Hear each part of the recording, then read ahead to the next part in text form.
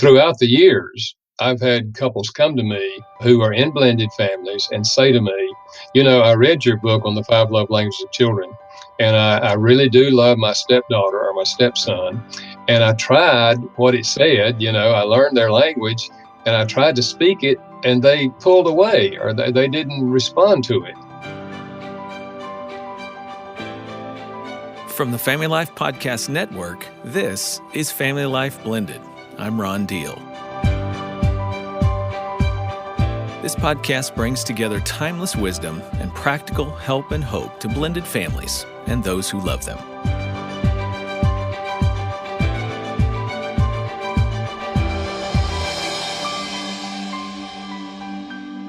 Now, before we jump into my conversation today with New York Times bestselling author Dr. Gary Chapman, I wanted to remind you that Gary and I have a book that's just come out, Building Love Together in Blended Families. It's available now. And that is going to be the foundation for an upcoming event that I'd love to invite you to be a part of. It's called Blended and Blessed. And you can participate if you live in the Houston area. We'll be live. You can be a part of our live studio audience at that point, or you can be part of the live stream audience, connecting into the event from anywhere in the world. It's Saturday, April 25th. At the end of today's podcast, I'll give you a little more information about it, but you can always just go to blendedandblessed.com. By the way, if you like this podcast, I want you to know we've got lots more on a variety of topics, like my interview with best-selling author John Trent and his daughter Carrie about their book called The Blessing. It's episode number 18, and it complements this podcast very well, in my opinion. You might want to check that out, and be sure to subscribe to this podcast so you don't miss any future ones. Have you ever heard of the 5 love languages? Probably. Maybe heard somebody talk about what their love language is. You've probably heard that before. Do you know where that came from? Well, it came from my guest on today's podcast, Dr. Gary Chapman. I want you to stay with me to learn how this whole idea came about and why, after having a number of best-selling books on the subject, he felt like partnering with me to write another book just for blended families was a good idea. Author, speaker, pastor, and counselor, Dr. Gary Chapman has a passion for people and for helping them create lasting relationships. Gary is a well-known marriage counselor and director of marriage seminars. Now, I mentioned the book, The 5 Love Languages, but Gary has written dozens of books. He's a very prolific author. But The 5 Love Languages is his most popular title, topping various bestseller charts for years, selling 14 million copies in English alone, and I think it's in 40 different languages at this point. It's been in the number 1 spot on the New York Times bestseller list for years. Gary has been counseling for more than 45 years. His nationally syndicated radio program airs on more than 400 stations around the country. And on a personal note, I just have to mention, over the last few years, I've had the privilege of getting to know him personally and working with him on this book project. And he's just as genuine in real life as he appears to be when he's interviewed on Oprah or speaking to an audience of thousands of people. He genuinely cares about people. He's the real thing. Now, here's one more thing I want you to know about him. Gary has been an advocate for stepfamily education and enrichment for years. That's where our conversation started.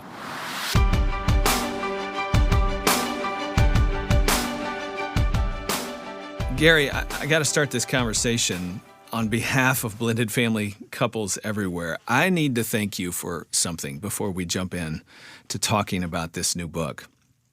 First of all, our listener may not know, but you have been a strong supporter of blended family ministry for many, many years. And specifically, you have been an encouragement to me.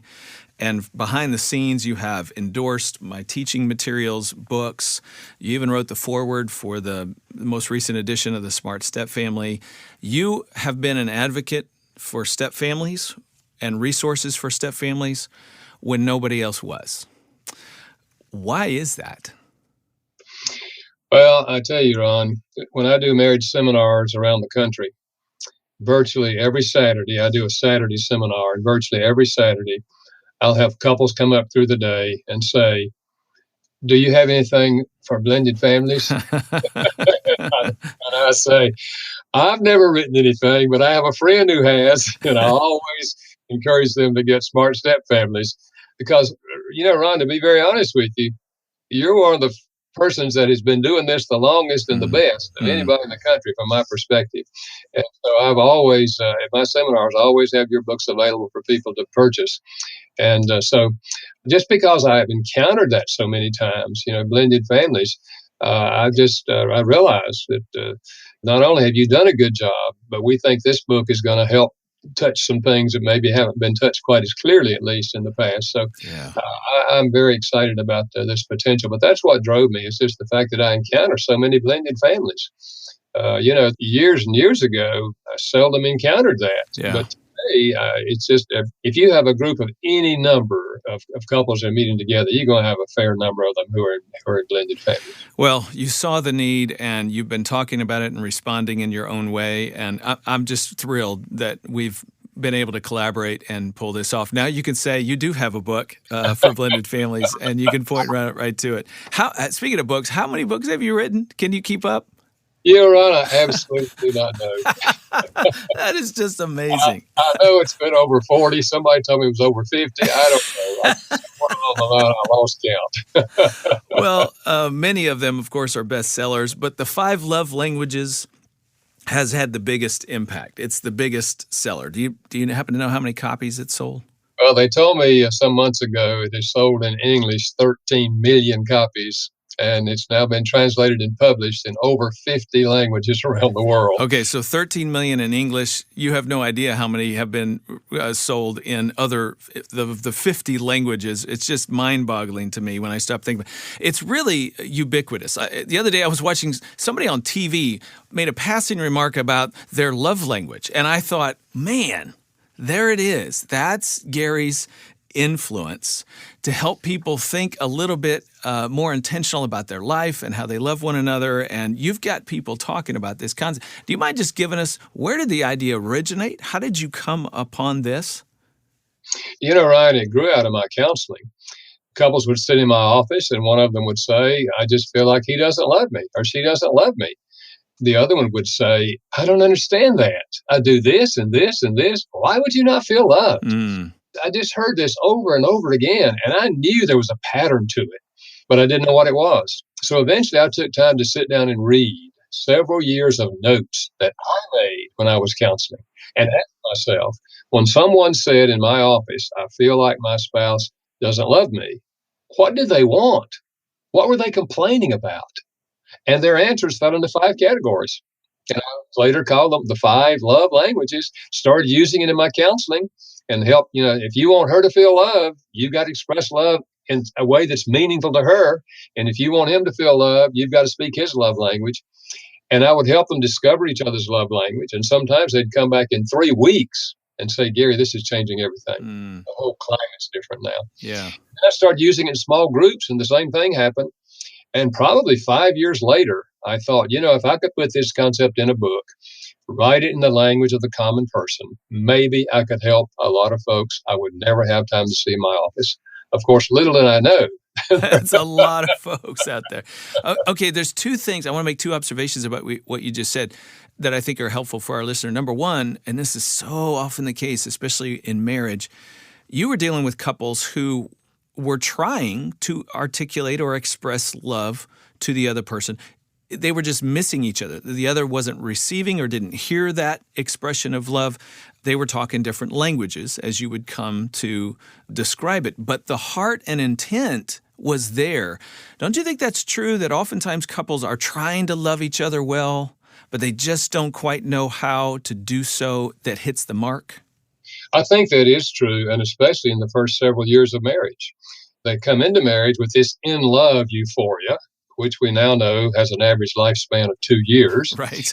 And they're still doing what they think is love. They're expressing love to each other in a way that they think should be meaningful to the other person.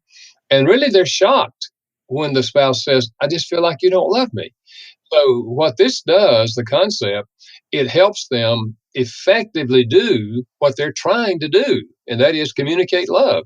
And I think that's why it's been so helpful, that when they do connect and speak the right language, the emotional love tank fills up, and they really feel connected to each other. Yeah. The other observation I have about what you said a minute ago is that you help people be intentional. You know, as we've been writing this book, of course, first thing I had to do was dive into all of your materials and books and really get familiar with it deeply into the message so that we could figure out what the nuances were going to be for blended families. We'll come back to that in just a minute. But what I discovered that really you have done masterfully in your work is you just help people be intentional in the right direction, and you help them be selfless. I mean, at the heart of loving well, I think, I'm asking a question here, looking for some confirmation from the expert. At the heart of loving well is putting myself aside and figuring out how to, with intentionality, love the other in a way that is meaningful to them. Yeah. I've got to die to myself so I can love you well. Yeah. Yeah. I think sometimes the common perception is that love is something you feel. In reality, love is an attitude. It's a way of thinking and a way of behaving. It's the attitude that says, I'm here to enrich your life. I'm here to help you reach your potential for God and good in the world. We choose our attitudes. We don't choose our feelings. Now, the emotional need for love is real, no question about that. But we don't sit around thinking, well, I don't feel like I used to feel about you. Well, you're not going to feel the same way all the time. But if you choose to love, reach out and try to impact their life in a positive way, and if you do it in a language that's meaningful to them, they will feel loved. And if they speak your language, you will feel loved. So it does meet that deep emotional need for love. But I think sometimes we don't understand that I have to intentionally express love in your love language. And when I don't, then you don't feel loved. And if you don't speak that to me, I don't feel loved. So when we don't feel love, the conflicts look bigger. Then we say hateful things to each other in the midst of an argument. And then we wonder, why did we get married? So keeping love alive in a relationship is something that is intentional. And there's an aspect that has to be learned, and that is how to communicate love in the other person's language. We'll come back to the love languages in case somebody's listening right now and is just not familiar with them. But real quickly, the other thought I have about all this is, of course, you connect well with your spouse or children or whoever it is you're trying to love. But it also ties you in with God. I'm looking at 1 John chapter 3, beginning in verse 7. Let me just read this. Beloved, let us love one another, for love is from God. And whoever loves has been born of God and knows God. Anyone who does not love does not know God, because God is love. In this, the love of God was made manifest among us, that God sent his only Son into the world so that we might live through him. In this is love, not that we have loved, but that he loved us and sent his Son to be the propitiation for our sins, or sacrifice for our sins. And then this last thought, beloved, if God so loved us, we also ought to love one another. I think we want to love well. I think we just often don't know, as you've said, how to do that. We just have missed the mark, didn't quite know how to speak the language. But when we get it right, it ties us into who God is, the very nature of how we're created and the image that we're designed after. And that is valuable, is it not? Yeah, I think as Christians, we really have outside help. Amen to that. Because by nature, all of us are self-centered. And there's a good part about that. It means I take care of myself. I eat, I sleep, I exercise. But when that becomes selfishness, and I view the world in terms of what am I getting out of the world, and a relationship in terms of what am I getting out of this, then if you are not meeting my need, then I'm out of here. I mean, that's totally non-Christian. But God loved us when we were sinners and sent Christ to die for us. So we can love our spouse even when they're not lovely. Oh. With the help of God, because the Bible again says the love of God is poured out in our hearts by the Holy Spirit. So we have outside help to love our spouse even when they're not being lovely toward us. But love stimulates love. We love God because God first loved us. So we take the initiative to love our spouse, and when we do it in an effective manner, they tend to be drawn to us. love stimulates love. And if that's not self-denial, if that's not dying to self, I don't know what is, because it's not easy to love somebody who in the moment is not being lovable. Yeah. To look past that and to go ahead and love them anyway.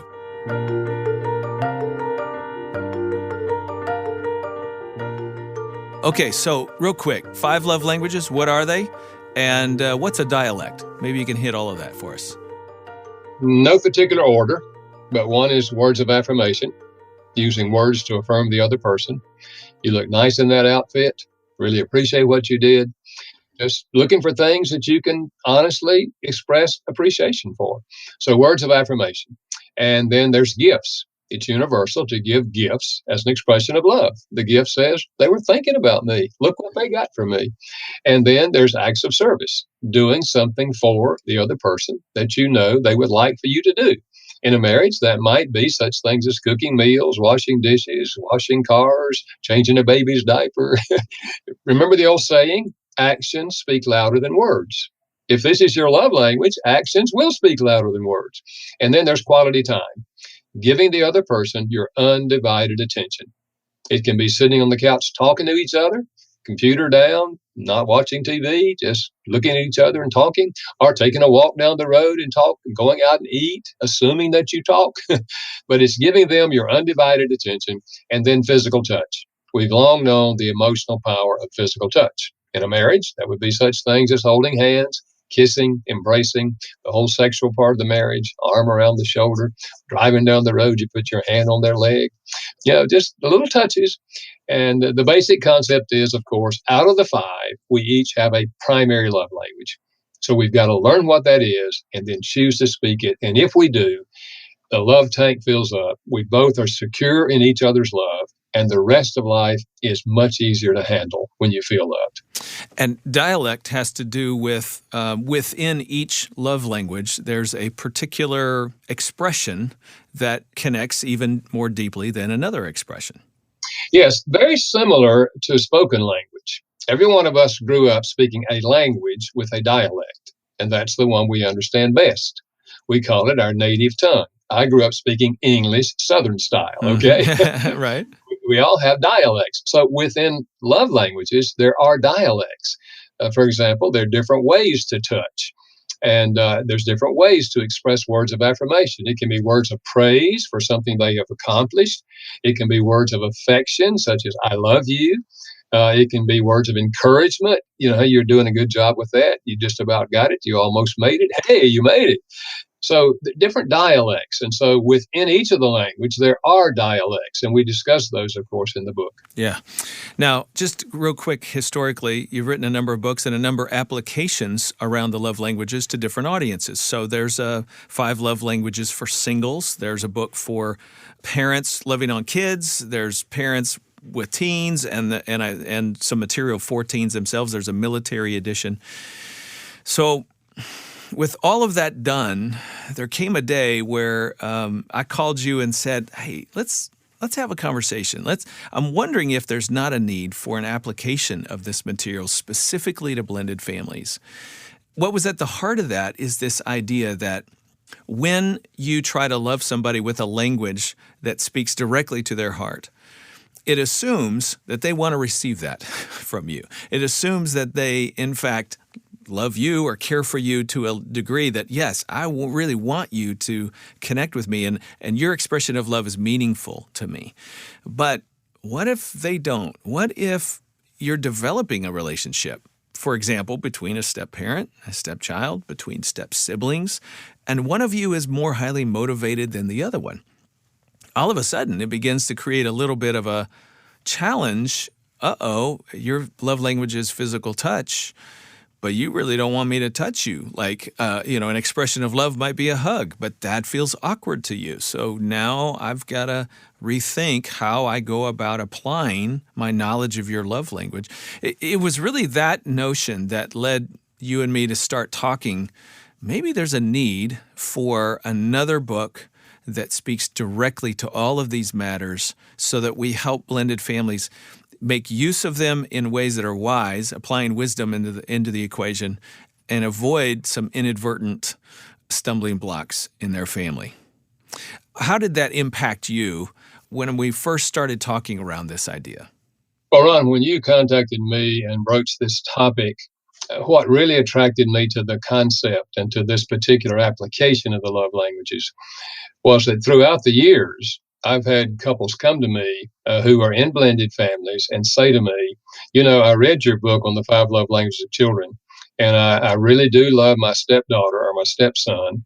And I tried what it said, I learned their language and I tried to speak it, and they pulled away or they didn't respond to it. And I don't know what the dynamics are. And I didn't have really good answers on that because I hadn't worked intensely with step families. So when you called and knowing your background and the way you've been involved in this area for so long, I thought, yeah, this is worth exploring. And so I was excited about it really from the very beginning. And as we worked through it, I became even more excited about it. And now that the book's coming out, I'm more excited about it. That's great.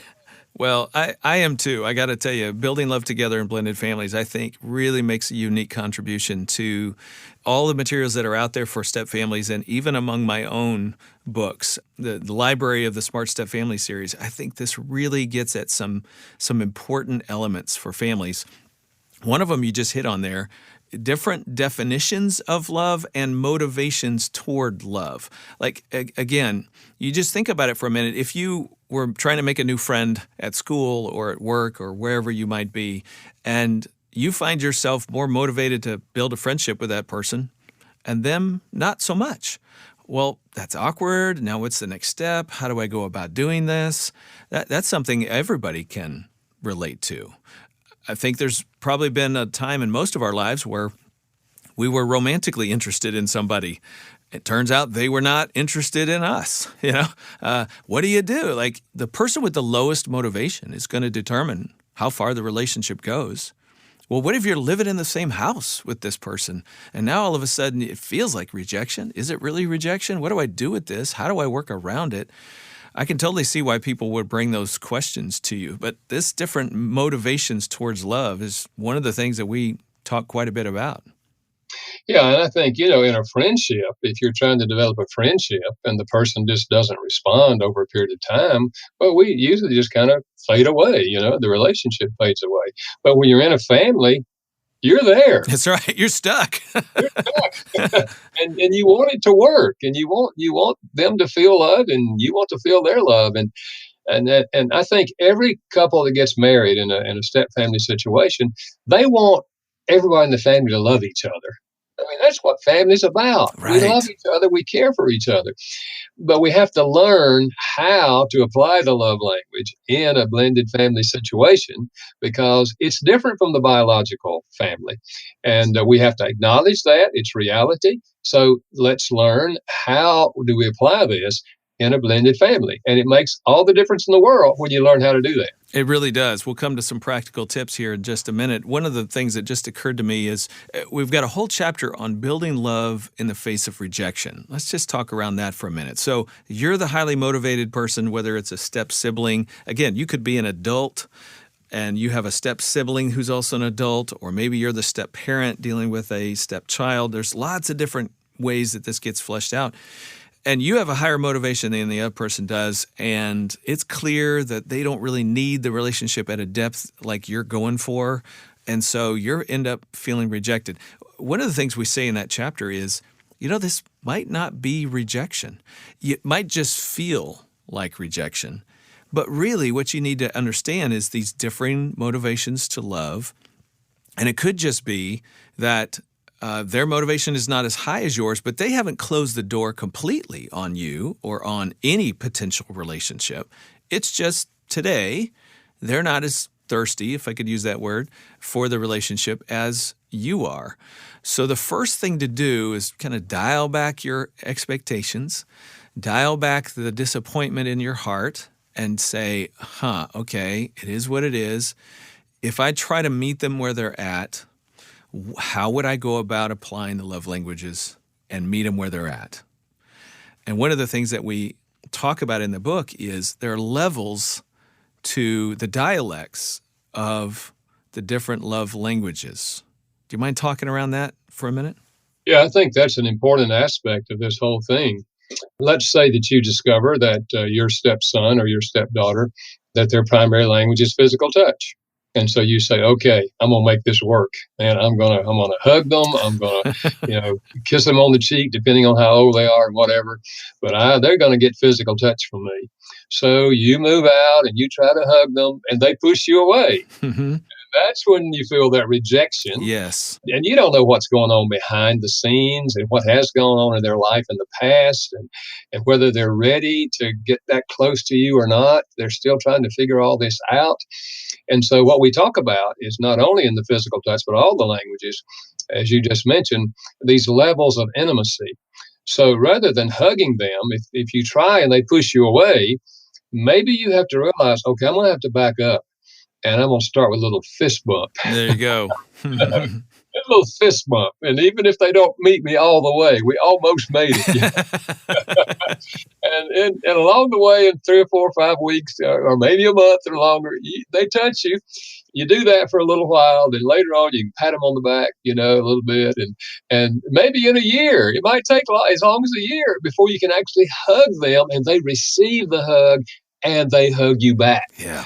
So if we understand that every language has different levels of intimacy, and if they're not ready for one that's really intimate, then you back up and we talk about practical ways to ease up the road toward being really intimate with them speaking their love language. I like that. I think that was an English Southern thing. Ease up the road. I like that. Is that what I grew up in Iowa. I never heard that before, but that's awesome. Yeah. And so, yes, there's levels to how you apply the love languages.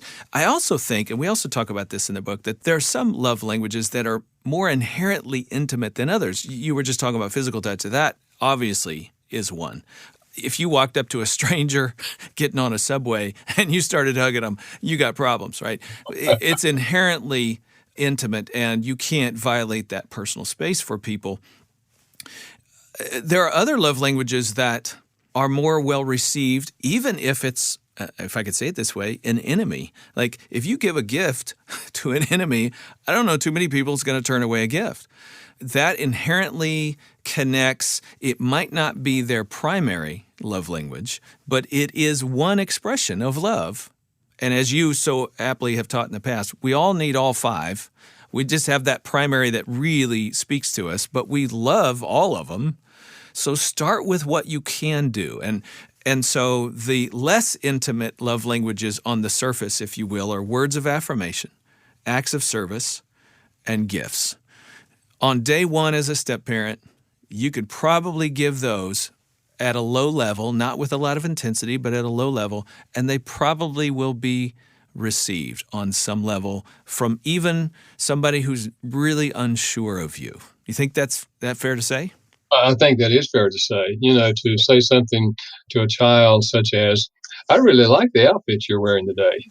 Yeah. Or, your hair. I like the way you got your hair fixed today. It just something simple. Not the words "I love you," maybe not at first, but that can come a little bit later. But again, just positive words. Who doesn't want to hear a positive word? Exactly.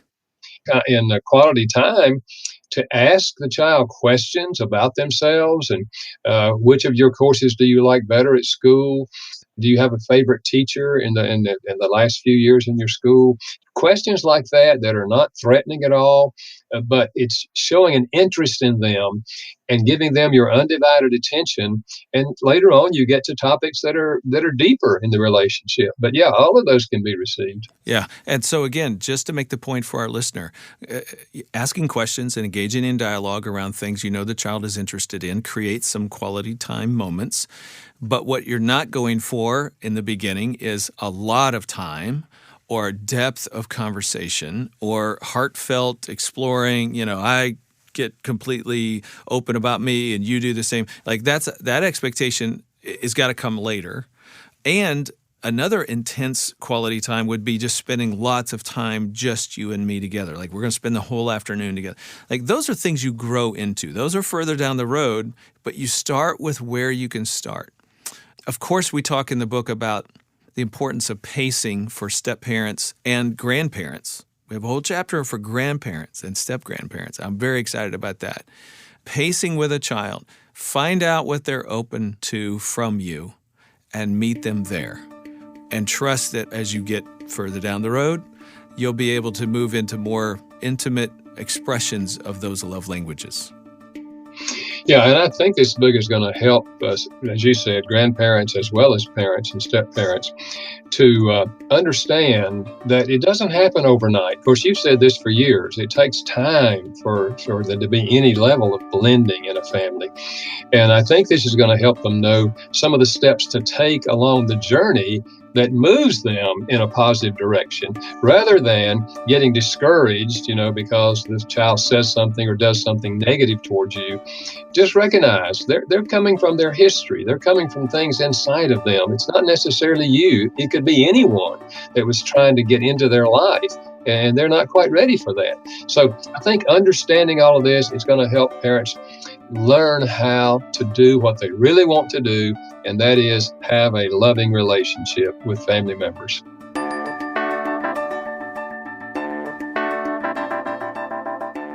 I'm thinking of another application. In our chapter on marriage and building love together, we talk about unlearning what you learned in a previous relationship. And we tell a story about a woman whose first husband, his love language was physical touch. He died in a car accident, tragically. Years later, she's now in a blended family marriage, and her second husband's love language is physical touch. So she went, oh, I know how to do this. I know what he needs. Back rubs and, scalp massages with my fingernails, and that's exactly what he needs. Only to discover that husband number two doesn't like that at all. It still falls into the category of physical touch, but she's baffled. Like, I don't get it. I thought I knew what.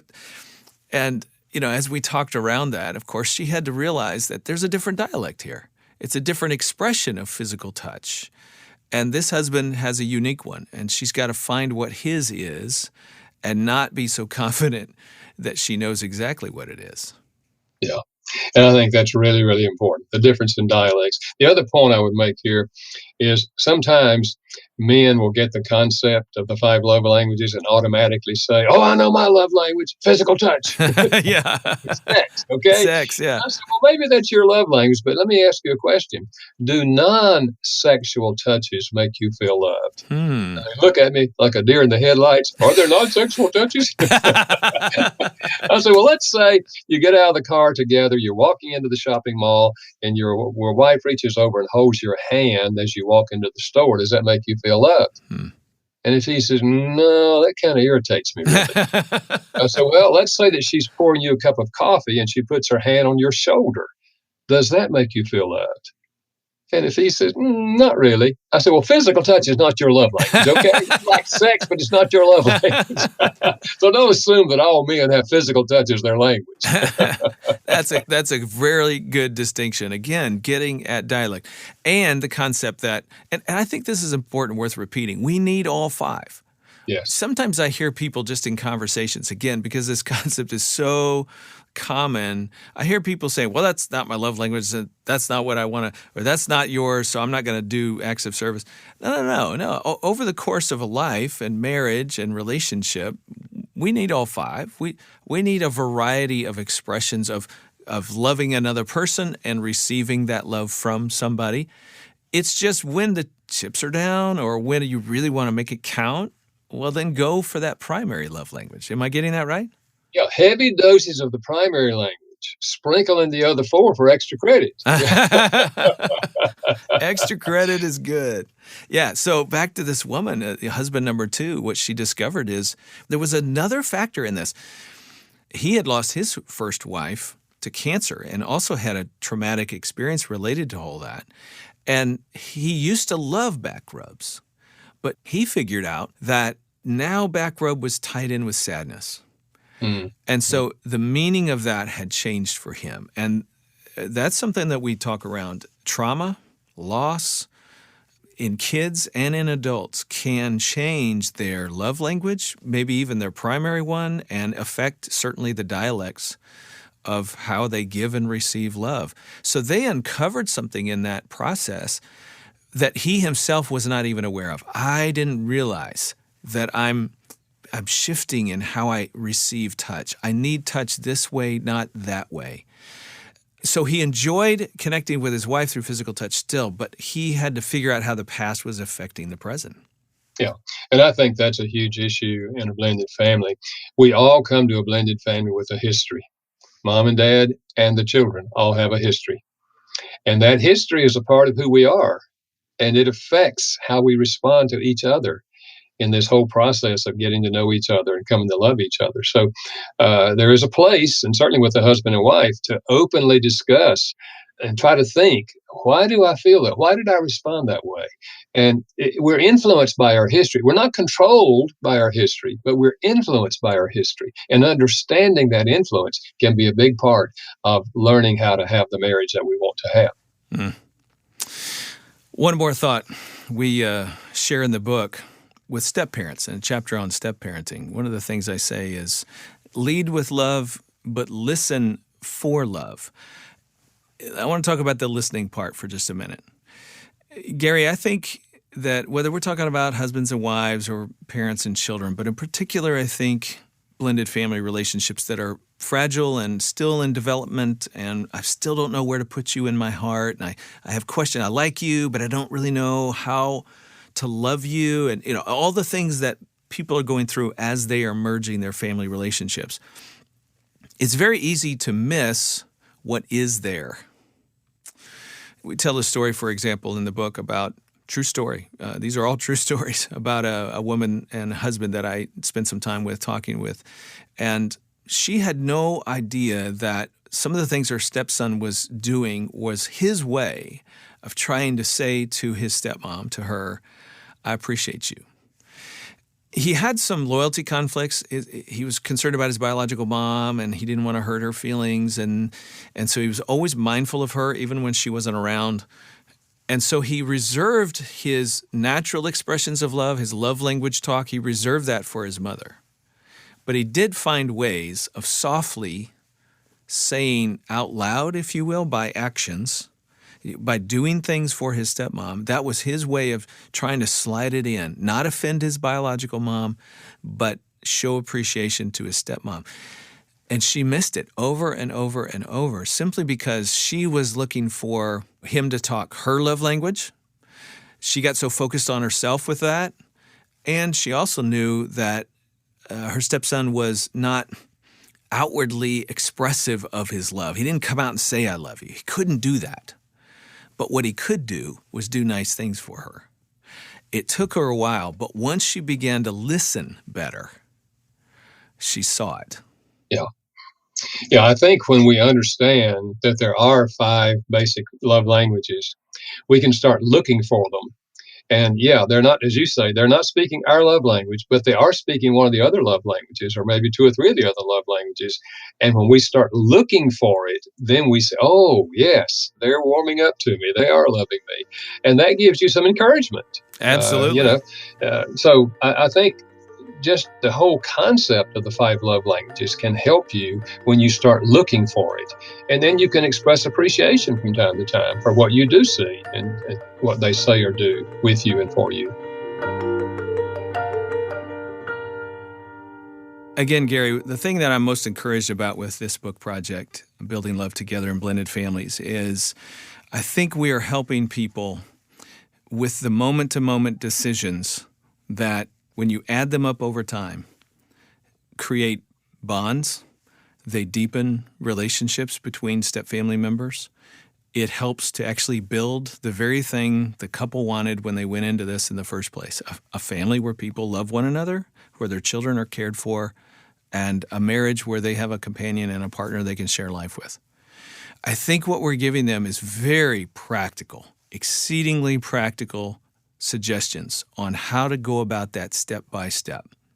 Yeah. With a variety of relationships within a blended family. And I'm just excited that this project is finally available to our listeners. What encouragement would you offer someone who's listening to us right now? Well, I would certainly affirm what you just said, the practicality of this book. The other thing I would say is, I know everybody's busy today, but maybe you just read a chapter every 2 weeks and you pick up a little bit and you discuss it with your spouse, and then you read another chapter, and little by little you're beginning to get the picture and utilize the practical things that we're sharing in the book. So don't be overwhelmed by, oh, I can't read a book. Read a chapter. Yeah. And pick up an idea from each chapter and discuss it with your spouse. What did we learn out of this chapter? It's an easy way to get this into the fabric of your relationship. That reminds me, I had a conversation with a church leader just last week who was asking, what do you have for grandparents and step-grandparents? We're getting lots of questions in our ministry from older folks who maybe they have an adult child who's just gotten married and they just became step-grandparents and they're trying to figure out how to navigate this terrain, or they're getting married later in life themselves and now they have adult children and adult stepchildren and grandchildren and step-grandchildren. And I said, look, I'm really excited about this new book, Building Love Together, because the whole book is applicable. If you're a grandparent, if you're a parent, if you're a step-parent, if you're a step-sibling you're trying to navigate, the whole book is applicable to people in those circumstances. We do have an entire chapter specifically around grandparenting, but really it's in the context of this entire conversation. I think it will be exceedingly helpful to anybody loosely connected to a blended family, even friends or family members, and certainly ministry leaders who are trying to understand better and be an encouragement in counseling and education to those in blended families. Yeah, I think so. And I think counselors are going to find this to be a tool that they can use with people that they are counseling in blended families. So I really feel like this book is going to meet a genuine need in the families in America. And I hope it's going to go to other countries because, let's face it, the need is in every human culture. When there are families coming together in blended families, there's a need for something practical like this so that they can build that kind of marriage and family. That's Dr. Gary Chapman. I'm Ron Deal, and this is Family Life Blended. We'll hear from Gary one last time in just a minute, but before we do that, let me ask you to do me a favor. If you would, give us a review. It helps other people find the podcast and realize that there's something valuable here. As I reflect on this conversation with Gary, I can't help but think about how important it is that we know the source of love in order for us to find the ability to love. Let me just invite you to listen, if you would, to the words of 1 John chapter 3, beginning verse 7. Beloved, he says, let us love one another, for love is from God. And whoever loves has been born of God and knows God. Anyone who does not love does not know God, because God is love. It's amazing. John just says the source of all love, of everything good that we pursue in relationships with others, comes from God. And if you want to mature your ability to love, that's what's implied here, you must spend time with the author. How mature is his love? Let's continue reading. Verse 9. In this, the love of God was made manifest among us, that God sent his only Son into the world so that we might live through him. In this is love, not that we have loved God, but that he loved us and sent his Son to be the propitiation for our sins, the substitute for our sins. Beloved, he continues, if God so loved us, we also ought to love one another. John says he paid the ultimate sacrifice for us, and that's how much he loves us. He pursued us with his very life at great cost. That's how valuable we are to him. And the invitation then is to try to replicate that kind of love, at least to try to love others the way he loves us. One of the things I value so much about the 5 love languages and the message of it is that it helps all of us be less selfish and more intentional about loving others, not out of obligation, but genuine care. Even then, it gets hard sometimes to give and give of yourself. What keeps us going? I think it's remembering how much God loves us and the sacrifices he has made on our behalf. Again, from 1 John 3, beginning verse 16. So we have come to know and believe the love that God has for us. God is love, and whoever abides in love abides in God, and God abides in him. By this is love perfected in us, so that we may have confidence for the day of judgment. Because as He is, so also we are in this world. There's no fear in love, John says, but perfect love casts out fear. For fear has to do with punishment, and whomever fears has not been perfected in love. We love because He first loved us. Just look how practical this passage in the Bible is. Listen to what he says. First, embracing God's love moves you closer to His heart. You abide in Him and find your place in Him.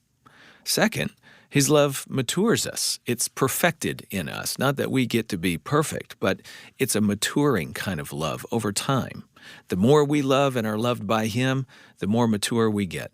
Third, love casts out fear.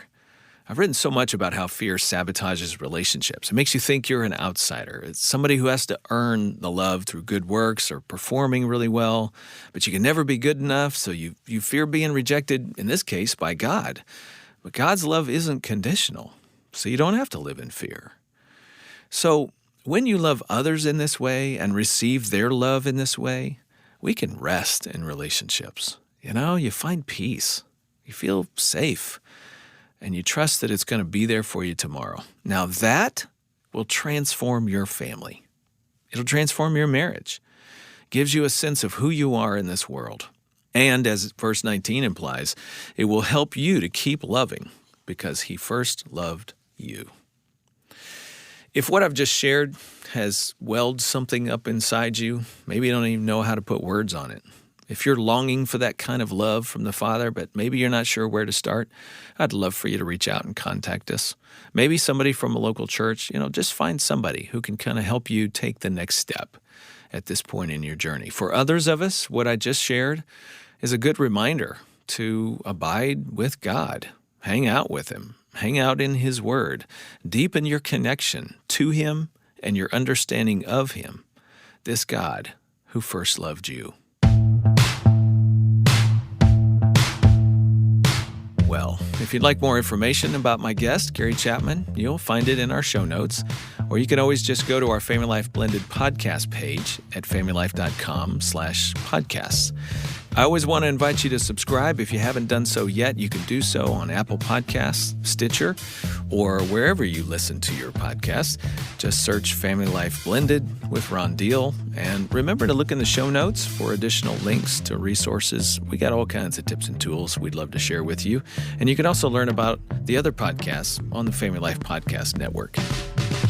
I really appreciate your feedback. When people take a minute or two to just write us a quick note, it's really helpful and it encourages us, like this person who said, thoroughly enjoying this podcast from Family Life.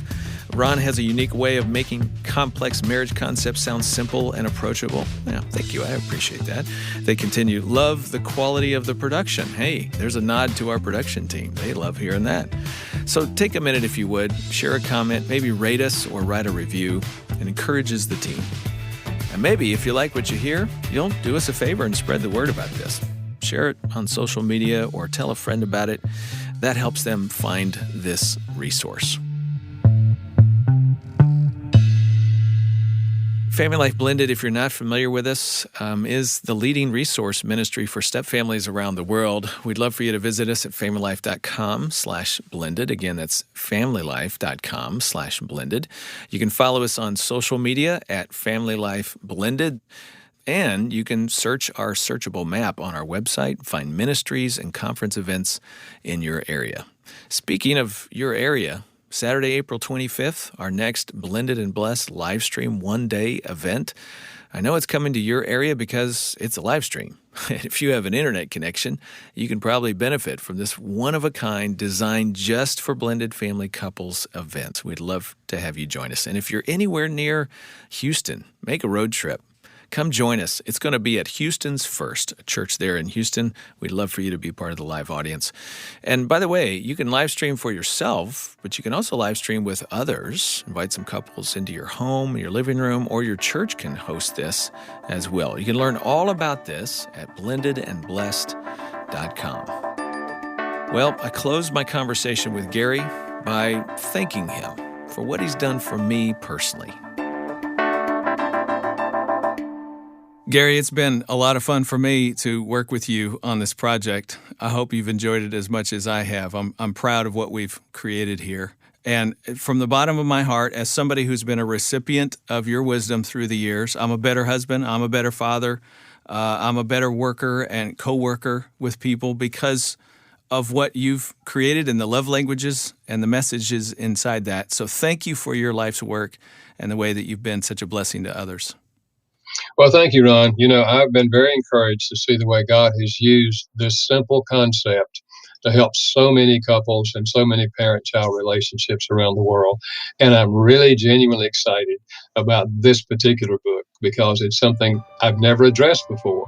And doing it with you, with all of your experience, has been a real joy. So I'm super excited about it. I think it's going to help a lot of people. Next time, we'll hear from Melody Fabian about what it's like to be a child moving back and forth between homes, especially when the homes have very different values. For example, when Melody told her father that she wanted to honor God with her sexuality before marriage, he was thrilled and happy, and they celebrated together. But this is what happened when she told her mom. She's like, well, I didn't wait, and so I don't know what makes you think you can.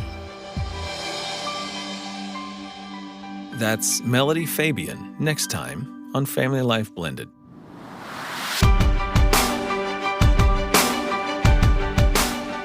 I'm Ron Deal.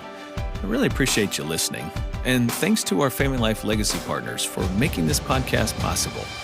Our chief audio engineer is Keith Lynch, Bruce Goff, our producer. Our mastering engineer is Justin Adams. And theme music provided by Braden Deal. Family Life Blended is produced by Family Life and is part of the Family Life Podcast Network.